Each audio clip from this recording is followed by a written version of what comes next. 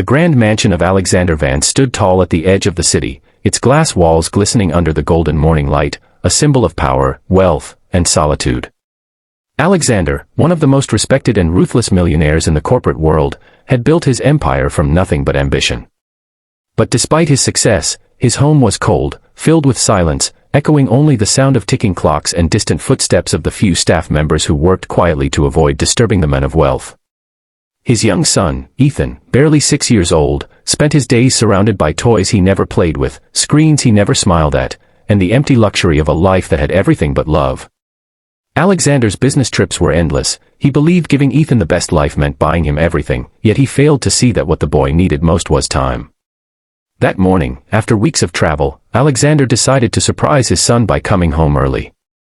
He expected the usual, a quiet house, a polite greeting from his staff, and his son playing alone in the living room. But as he stepped through the massive oak doors, he froze. From the kitchen, a place Alexander rarely entered, came the sound of laughter. Real, joyful, innocent laughter.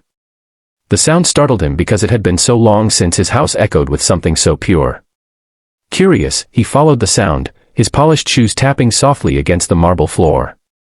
As he turned the corner, he stopped dead in his tracks. There, in the heart of his kitchen, stood his maid, Claire, wearing a simple apron and a warm smile, guiding little Ethan as he stirred a pot of soup on the stove. The boy, his golden hair messy and his face bright with excitement, held a wooden spoon in one hand and looked up at her with pure admiration. "Would you like to stir?" Claire asked gently, her tone filled with patience and kindness, the kind of tone only a mother could have. Alexander felt a strange knot form in his chest, something between shock and guilt. For a moment, he simply watched, too stunned to speak. The smell of sautéed vegetables filled the air, mixed with the soft sound of laughter. It was such a normal scene, so ordinary, that it felt foreign to him. He had spent years in boardrooms, around people who feared him, controlling everything he could, but here, in his own home, something uncontrollable and real was happening. His son was happy. Truly happy. And Alexander hadn't been a part of it. "Ethan," he finally spoke, his deep voice breaking the moment. The boy turned, eyes wide in surprise and joy. "Daddy," he shouted, dropping the spoon and running toward him. Alexander knelt down, catching his son in his arms, feeling the warmth he hadn't felt in so long. Claire froze, unsure if she'd crossed a line. "Sir, I'm so sorry, I didn't mean," she started, but Alexander raised a hand gently, shaking his head. "No, it's fine," he said, his eyes softening as he looked at her. "You taught him this?"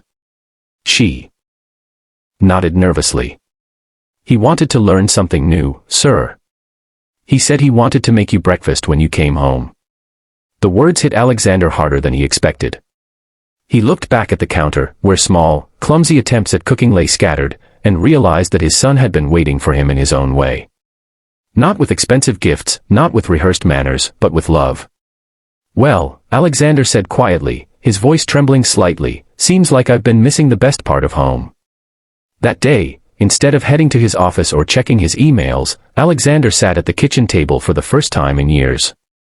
He watched as Claire guided Ethan to finish the soup, carefully letting the boy take the lead. They laughed when something spilled, clapped when the soup tasted good, and in that simple, messy, beautiful moment, something inside Alexander began to heal. Hours passed like minutes, and for once, the millionaire wasn't thinking about deadlines, deals, or profits. He was thinking about how fragile and priceless a single smile from his son could be. As the evening sun painted the room in shades of orange and gold, Alexander turned to Claire. "Claire," he said sincerely, "you've done more for my son in one morning than I have in 6 years. Thank you." Claire smiled shyly, shaking her head. "All he needed was a little attention, sir. A little love." Her words lingered in his mind long after dinner was done. That night, Alexander tucked Ethan into bed himself, listening as the boy told him stories about cooking, about learning to stir, about how he wanted to make pancakes the next day. And when the lights dimmed and silence returned to the mansion, Alexander sat by the window, staring at the city lights. He realized that his wealth meant nothing if it couldn't buy back the moments he had lost. For the first time in years, he didn't feel like a millionaire, he felt like a father. And deep down, he knew that tomorrow, everything would change.